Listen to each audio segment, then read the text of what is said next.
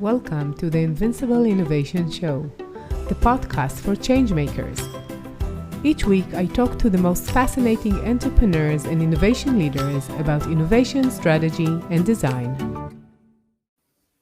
Hey everyone, and today we're going to talk about ideation, which is so important for innovation and creativity.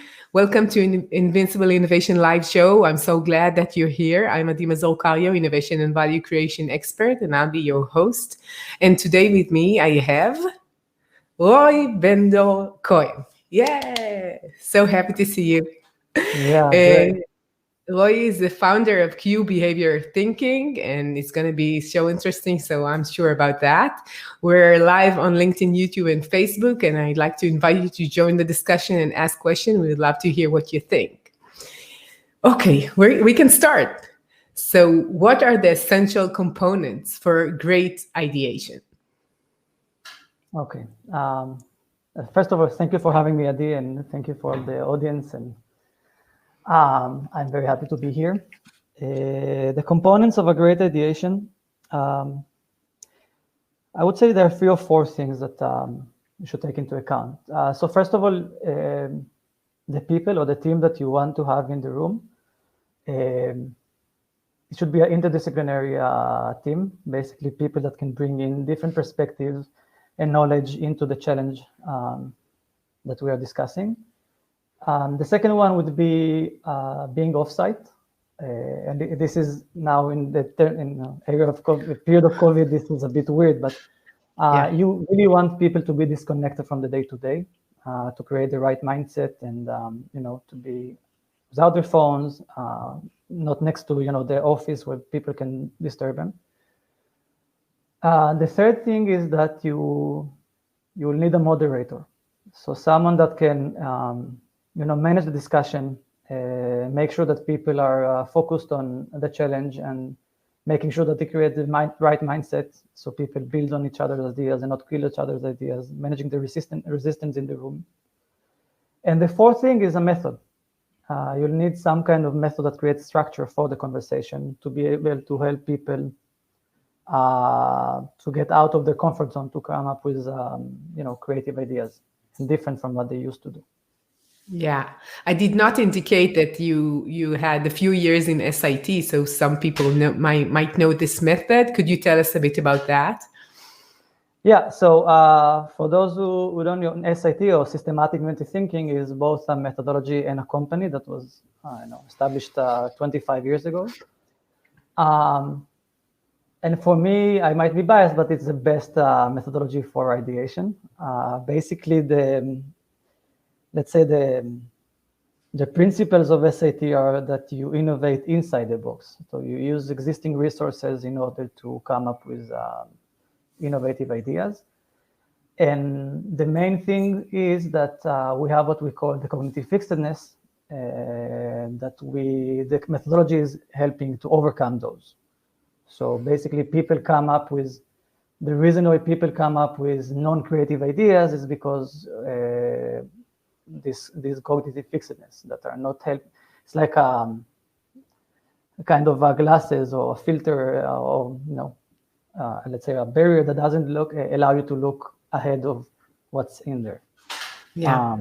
So that's a bit about the setting. I might share more about them in the rest of the day. Yeah, sure. So why great ideation is not enough and what is missing in order to create value? Most people, when they think about innovation, they think about the fun part. I'll have a very good idea and then we'll have this wonderful product and then we'll make billions out of it. And it's not so real. So, and you see it in startups too. They think that the idea is everything. And they really believe that this will bring them, the exit that they dream about, but it's not enough, right? Yeah. So there are different aspects to this. Of course, the ideas are great, and I think ideas are the spark, or you need a good idea to be able to innovate. It's like a necessary condition, but not enough.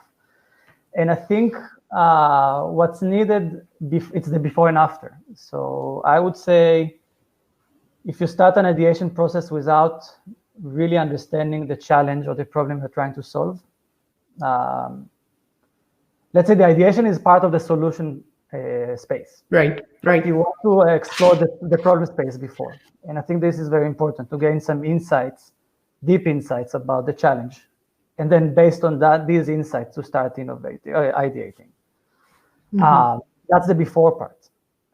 The after part, it's basically once you have these ideas, you have to test them out before you start implementing and scaling. And I think the testing is a very crucial part of it, like to understand really what are the assumptions of this idea that you need to refute or to make sure that they're right to be able to proceed. And I think there's another element of courage. Yeah, my accent. So basically, I think what I see a lot is people have great ideas, but they're afraid to pursue them and they go all in, as they say in poker. And I think that's another component that is very important because people are risk averse, and then they have a great idea, but they not necessarily want to pursue it all the way because there's a lot of risk in it. And that's of course part of it. Yeah. This is part of being an entrepreneur. So you need to believe that this is true. And even if you fail, and you might or even surely fail, I would say, what happens then? So it's not what you expected. What do you do then? And what you said about the beginning, about understanding the problem, most people don't want to be too much involved in problem and in general to really understand the origins of the problem. They are jumping to the solutions like in a flash. It's really easy to say, okay, let's fix it. This is how we fix it. And dealing with the problem domain is what you do right now with your new hat in Q behavioral thinking, is really understanding the behavior of people in order to understand what could you offer them. What are the things that might be a problem that you could solve with this idea or solution, right? Yeah. So I think it's all a matter of focus at the end of the day. So I think, in my perspective, in SAT, we focused a lot on the solution phase in the ideation, and I think this was great. Like, this is an amazing company, and it was able to come up with very interesting ideas. Today, I think I'm focusing a lot more on the problem space and specifically in understanding behavior. Because I think once you understand, the deep, and I really mean deep insights about how women, how people behave in a context, and it doesn't matter if it's a service or a product or a business model or something that you want, helping people recycle. It doesn't really matter what is the challenge. You really need to understand the basics of how people operate in that space. And I think then afterwards, the ideation phase will be much more focused, and the ideas will be much more valuable in that sense. Yeah.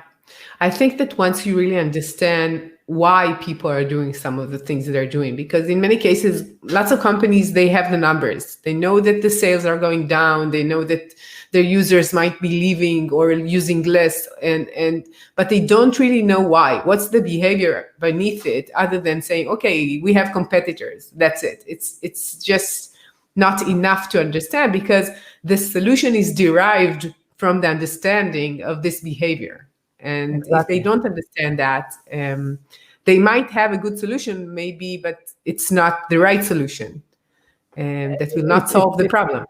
It's maybe a great solution for a different problem. That's why they say, I think it's a design thing, right? First do the right things and then do things right. Or Peter Drucker says, no, there's the worst thing you can happen is to have a great solution for the wrong problem. But I want to refer to something you just said, because the question why is one of my favorites out of all the WH questions. And it's true what you say, and I think that's also a bit of the difference between market research or even consumer insights and behavioral insights, which is the field I'm in. That I think the first, market research is about the what's happening. So it gives you really great numbers that tell you the segmentation and who is buying what, and if we're talking about purchasing behaviors. But I think what's interesting is the why. And when I say why, is the deep psychological explanation of why people do something or don't do something. And then you're right. Once you have that, then solutions come up. Even, you know what? Sometimes without ideation, it just pops up. In a snap. Once you understand this phenomenon. Yeah. In general, I think that most people think about the solution because this is what their job is, because they need to build something or a service or a product, and they're very focused on that. And then they say, oh, what would we build for something? And this something, and especially in big companies, you see the connection with the users and clients and customers is not as much as in small companies and in startups. They really want to understand. And the fact that you are going into the mind of your customer gives you so many insights and so much more than just taking the numbers, because these are people. And the fact that somebody decided to do something different means that he has a different need, that this is not answering the needs, that he's like, there are so many circumstances out there to make him decide something different. And you know, right now we have, everything is changing around us. So many people are changing behaviors. And if you don't understand why, you might just believe that, this is the reason, or like in general. So we have one LinkedIn question or remark. So innovation is also to learning to let an initially promising idea, this is an idea he wrote me, go. If you validate, there won't be value for user, customer. For a lot of highly emotional involved innovator, this is a hard but needed lesson. Yeah, I totally agree. Letting go of an idea is something that, especially if you started to do something, if you started to build something, and then you found out it's not what you thought. You had this assumption, you tested it out, and maybe it's not the right solution. It's not the right way to go, and maybe it's not answering the goals of your company or of the users, and it needs to be matched. So in general, I think the emotional roller coaster that is needed from innovator is immense, and they need to really understand that they're going to go through ups and downs, which is, you know, there's a very interesting term that was coined by Richard Thaler, the Nobel laureate and one of the pioneers of behavioral economics. The endowment effect. Basically, the endowment effect means that you give much more subjective value to things that you own or that you perceive that you own. And that's why people sometimes, the first idea that they have is the idea that they love most and they pursue. I would see it in, I would lead many, for more than 7 years now, ideation workshops. And what you see is always the same structure. So at the beginning, people are, especially when you bring in a method that lets them out of their comfort zone, they're very resistant. And they not necessarily collaborate, and they don't understand why they have to apply all these tools. But then something interesting happens. A great idea comes up. And now they cannot let go of this specific idea. And what we know from research is that the first idea is not necessarily the best one. It's one of many. Yeah. And actually, if you even look at many ideas, the more you push people to the latter ones, you'll get more creative ideas. Right. But people always, first of all, they have this resistance, and then once the first idea comes, they stick into it, and they're not letting go until you really push them to let go of this idea to the following ones, promising them that they will be evaluated at the end, all of the ideas together. Yeah.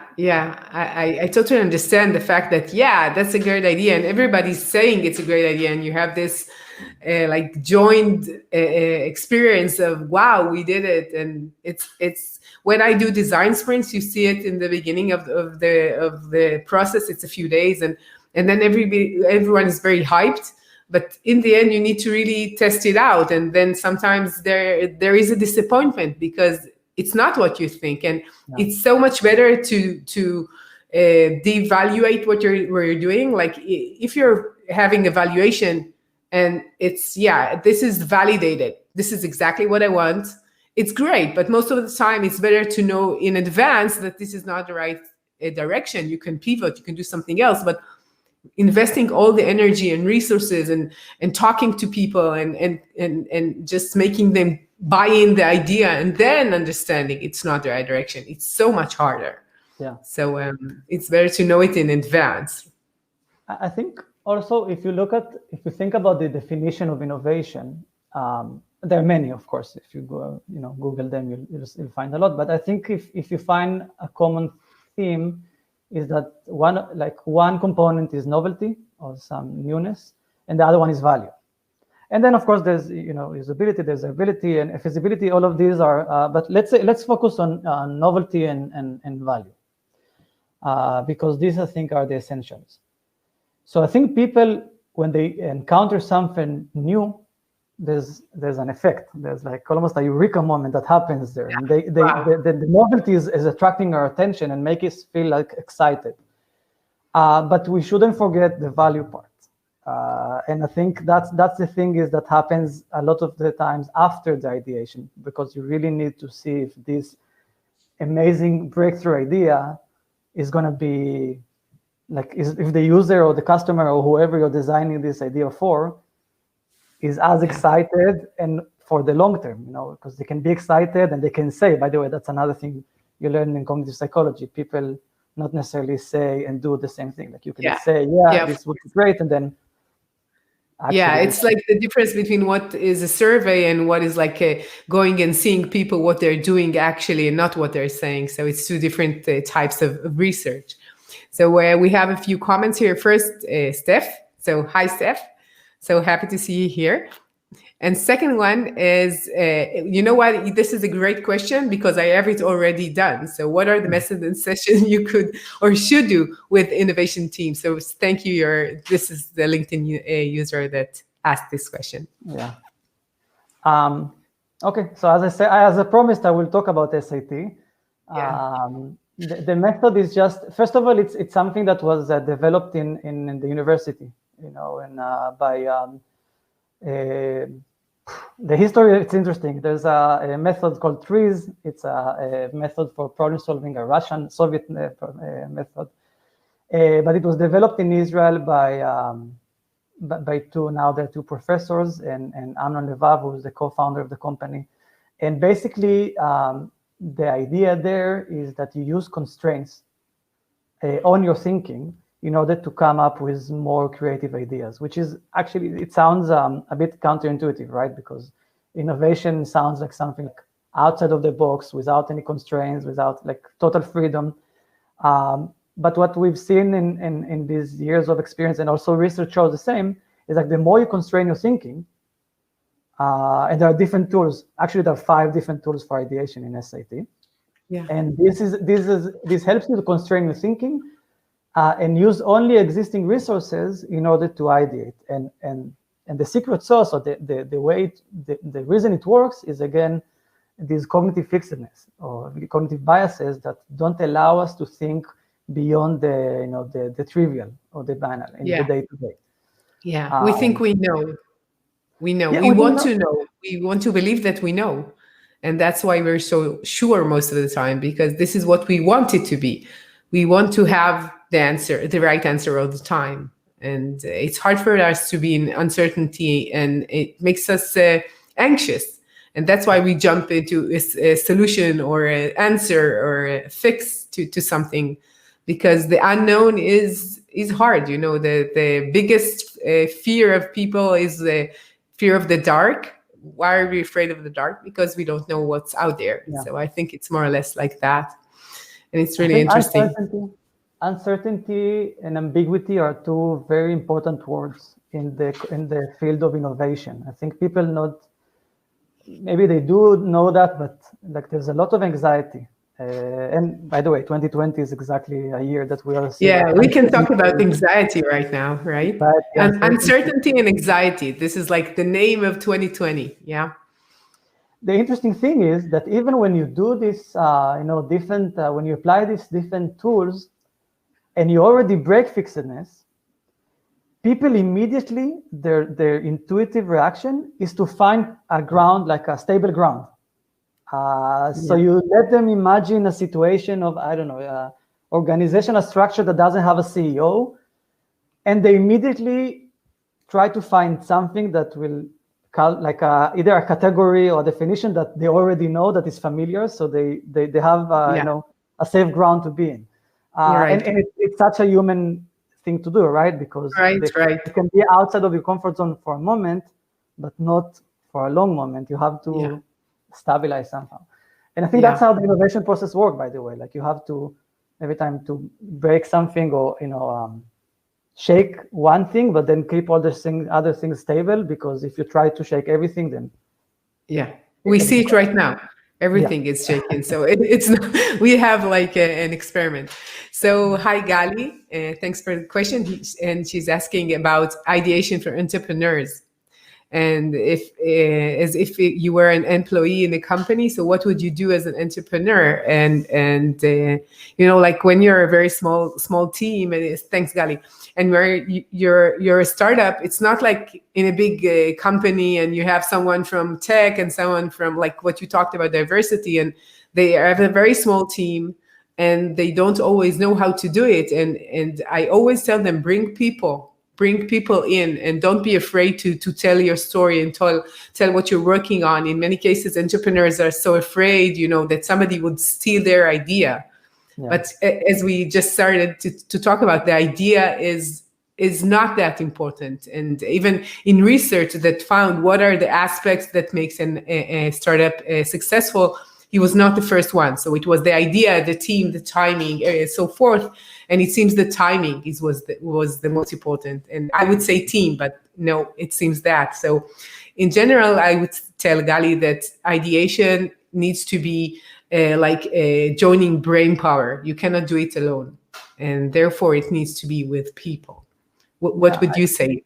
I completely agree. As an entrepreneur myself in the last 3 years, I can say that the first year I was very reluctant to share my idea, and I think now I realize that no, the opposite is true. You have to share as much as possible, and actually you have to look for disagreement. It's interesting because there are many people that are either your friends or people that support you that you will always like tell you, yes, it's a great idea, like and I think the disagreements are the interesting parts. People that, if you appreciate the person, sometimes people just criticize. Yeah, of course. Of course. Most people, I think, would criticize like immediately, as I see it. It's like the first thing is like, no, that's not a good idea. Like that's the first thing that comes into your mind most of the cases. And you need to find these people that would say, yeah, let's think about it together. So there's an interesting principle when in SAT again, when we would lead a workshop. It's called benefits before challenges, and basically it's a norm in the room. So you're not allowed to say if someone suggested an idea, the first thing that you do is list the benefits and the opportunities of this idea, and only then you can go for the challenges. But not the other way around. And now the way it's a genius. It's such a simple principle, but it changes everything because people are so, especially when we talk about creative ideas, and it's something new, but it's something unfamiliar. And something unfamiliar is something that we usually try to avoid. So you almost say, this is broken, this won't work, and you give a million of reasons why not. And then when you switch and you say, okay, we'll get to these challenges, but let's talk about benefits and opportunities first, all of a sudden very interesting things happen, because after a few minutes, people all of a sudden come up with a benefit that they wouldn't have thought before if you wouldn't have told them, wait 3 minutes before you go for the challenges. So I think this is a great, is very important. As opposed to brainstorming, I would say not every idea is a good idea. There are some very shitty ideas out there. So don't. And it's important in the ideation itself not to keep on discussing bad ideas. So that's why it's very important to scope in advance the challenge and a moderator that will help you, focus the conversation and not discuss things that are outside of scope. And focus on the important things and managing resistance. That it's, I said uncertainty and ambiguity, but resistance is like almost hand in hand with innovation. These are the I think that you talk about facilitator and about resistant, and this happens in corporates. But when you're a small startup, you have less resistance. Everybody's like very hyped and happy together. Sometimes they are less criticizing, even if it's needed, because they want to believe in the story that they're telling investors and telling outside. And sometimes they're right. They need to go through a resistant in order to really get what they want, and sometimes maybe it's not that good and you need to change it a bit. And every startup and every entrepreneur knows that what he starts with will not be the last solution that he builds, because it will change for sure. And they know that this is what they're going for. They're going for the unknown, and they're on the way. They're doing the pivots and changes, and it's exciting to think that people are so flexible in the way they think, if they can be so flexible. So two things interesting here. First, I think, every entrepreneur knows that this is what's going to happen, but I think knowing and feeling it is two different things. And then of course, you know that this will happen, and once you encounter it, it's much, much harder. Sure. And I think so knowledge in that sense is not enough. It's a progressive, it's just and the other thing is resistance, you would be surprised, comes in many different types and colors and shapes, and even in startups, and even not in startups, in a one man, the founder by himself or by herself. There's so many types of resistance that we sometimes don't realize that it's there, and only in the aftermath we realize that this was resistance. Yeah, I think that in general, when people think about startups, they think about the technology, they think about the solution, they think about the exit. This is what they think about. But actually, it's much more emotional than people think. It's much more a roller coaster. It's much harder to really go through these stages, even if you know that it will take time until you get to this investor or VC that will give you money. You know it will take time, especially if you're new and it's your first startup. You know it, but then you go and you get the no again and again. It's so hard to continue believing in yourself. So it's like so different than one from the other. And I totally agree that resistance and resilient on the other side to resistant is really important. So we have two more people. Hi, Ajit. Great to see you. Thanks for joining us. And we have a question from Steph. So he has an assumption that people in Israel or France give more honest feedback, more confrontational sometimes than in other cultures. Is it true? Do you see it as an asset for innovation? Thanks, Steph. What do you? I'm going to take it off so you see each other. Yeah. So, what do you think? I have an idea, but what do you think, Roy? So that's a great question. It's a great question because when I say that resistance has different shapes and colors, it's because at my work I visited more than 20 countries, and I'm lucky to speak Spanish, so that I was also on the side of Latin America, in Japan, China, Singapore, and also in Europe in different countries, including France. So what you see is on the one hand, there's many commonalities, like cognitive fixedness is common in every country, like it's similar in every culture. So it's just human. But the interesting thing is that the resistance comes up in a very different ways. So and I think one of the things that what was it?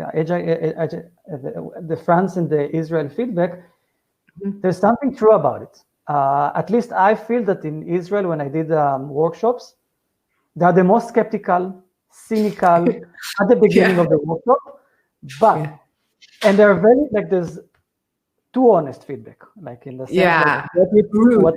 You could say it's rude. The good thing is that if you manage to break the fixedness, you manage to come up with ideas, and the workshop is successful, you'll also know that. So they will, the more cynical and skeptical people will be your best ambassadors afterwards. Right. I feel that in some cultures, I can talk, again, I'm generalizing because it also depends on from company to company, organization, but sure. In Latin America, for example, I felt that there's hierarchy and seniority is is very strong. Like here in Israel, where like the boss says something, you're like, like it's like you can challenge what he said, right? He or she. But in Latin America, they wouldn't speak. Like sometimes you see that the big boss or the manager has to go step out of the room, and only then people will start having a more open conversation. I felt in my work with France that the feedback is I don't know if honest is the right thing, but you have to, there's less layers that you need to you get it to it's up front, it's in front of you. In the States, I had I had a feeling that it's, for me as an Israeli, it's very hard to read the culture. Like I would do a 3-day workshop, and only in the last day I would realize it wasn't good. But, and in Israel it will never happen. You will feel like from day one you will know that. from second one that. So I wouldn't say it's good or bad. I just say that you have, as a moderator, you have to know your audience in a deep manner, and it comes with experience or with some research or learning. But I have, again, my preference, or every person has his preference of where it's easier to work. I think the Israeli culture for being very, very direct, even too direct. Sometimes there are some advantages to it as well. Very small advantages. I agree, Steph, what you're saying. I think that the fact that people are very upfront and saying what they're thinking is really, it could make things faster. Because if you need to take off the layers and it takes so long, and people are thinking twice and third time before they say something, they just hold themselves back, and it takes time until you get this out of them. So as a moderator, you need to know how to do it exactly and who to talk to. By the way, the one who is the most criticizing person, I always tell them, you have to bring them in. So this person has to be within the room. You cannot just say, okay, he will say so many bad things, he will be against anything. Like, this is the person you need in, because if not, you will get it afterwards. So just bring him in, as I see it. Many times we've done workshops, they would try to, there's some functions or some departments that they try to avoid, right? Finance, legal. But you must bring in these people, because their perspective is super important. And I think with the right mindset and with the right tools, these people that usually are the people who criticize, they come up with the solutions. And more than that, they could bring in their own perspective of what could be problematic. Because if you come to finance afterwards and they say, okay, we cannot do it, no way, or to legal, they say this is like not in the way that we conduct business, whatever. If you take them in, you get their feedback and you can act upon it within the situation of creation. Because you don't want to get the feedback that is no way afterwards. So if you get their buy-in to the process, it's so important, and you have another less steps on the way to success. I would say it's very important. I completely agree. Yeah. Okay, so why is it so difficult for corporates to innovate? Wow. There's many different answers for this, but I think this one thing that is I think everybody talks about innovation, or a lot of nowadays it's became a buzzword. Everyone wants to innovate, but I'm not sure deep inside, we like to talk about innovation, but we don't like change, right? And again, change and innovation is two almost they're connected. So I think corporates, and again, I'm generalizing. I know that there are different culture of corporates, but in general, corporate culture, I think, is very risk averse. So the KPIs people have and the incentive system is not really motivating people to take risks, because failure is, when you take a risk, there's especially in innovation, sometimes the risk is very high, probability of failure is high, and then people better to have a safer decision and not failing. Another interesting thing is, I mentioned Amnon Levav, the co-founder of SAT, wrote an interesting article about, there was a discussion about whether innovation is bottom-up or top-down, right? Is it pushed from senior leadership or from and basically, first of all, he says, of course, it's both, but the most important thing is that the middle layer, the middle management are usually the gatekeepers. And they are usually the people who are most resistant for innovation, and there's a reason for that.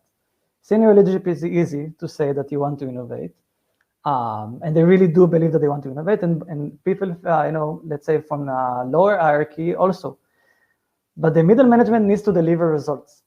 And I think the innovation is sometimes something more long-term, and then you have, day-to-day KPIs that you need to deliver. And I think this is the risk aversion together with this hierarchy, the hierarchy of corporates.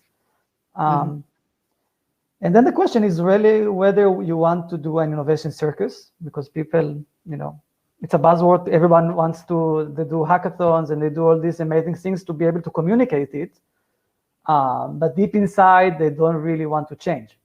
And I think this is, look, one of my biggest clients was Bayer, 120,000 people, it's 150 years of amazing, corporate. And how, it's very difficult to find a balance between keeping what's working, tradition that makes everything work, and then at the same time innovate. And there's a balance that you have to find. I totally agree.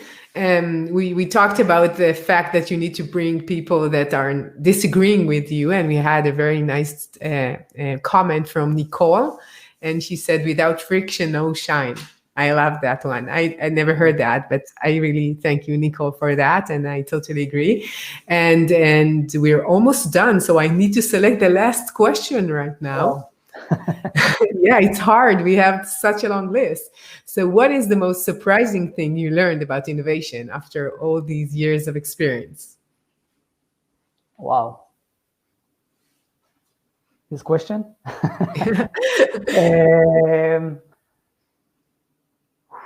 I think, let me try to say three things if we have time. I think, first of all, I don't know if it's trivial at this point or not, but I realize that innovation is, first of all, we understand innovation is a mindset. But the interesting thing is that innovation is not only in the product space.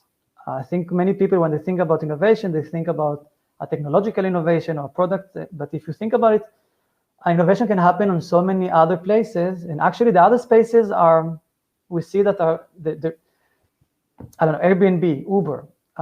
It's different areas, or Tesla. Sometimes it's not about only the innovation is not only about the product, but it's sometimes about the channels of distribution, the processes, the operation, the finances, the different aspects of the business model canvas with you.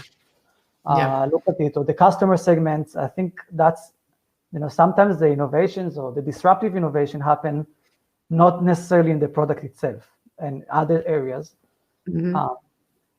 Another thing is, again, as I said, I think the resistance part. So people, the gap between how much people I met that want to do innovation, or say that they want to do innovation, and how many people are really willing to do the change. I realize that people talk about innovation, and once it comes, and I see it as myself 3 years now as an entrepreneur, and I have a team of 15 amazing freelancers that we create an organizational model that is very different. We call it the pirate model, and the amount of resistance that we have because of how new it is and how different it is from what we know, it's hard. Like you always try to to hold on to something that you know. So that's the second thing. And the last thing would be a bit philosophical, but at this point, I'm not really sure what innovation is.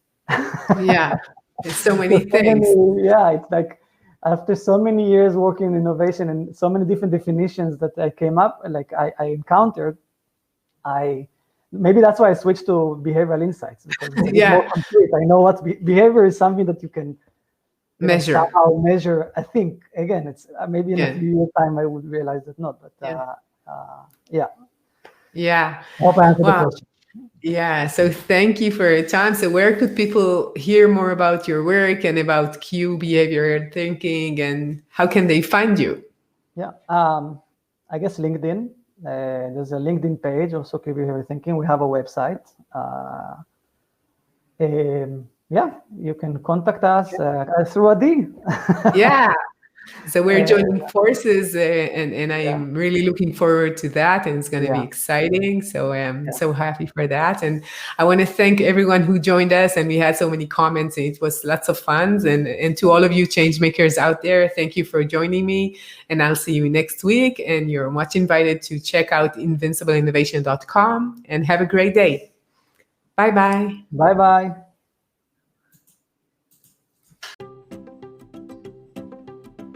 I'm Mazor Kario, and you've been listening to the Invincible Innovation Podcast. Make sure to visit our website, invincibleinnovation.com, where you can learn more about our programs and my book, Innovating Through Chaos. I'll be waiting for you next week in our next episode. Thank you for listening.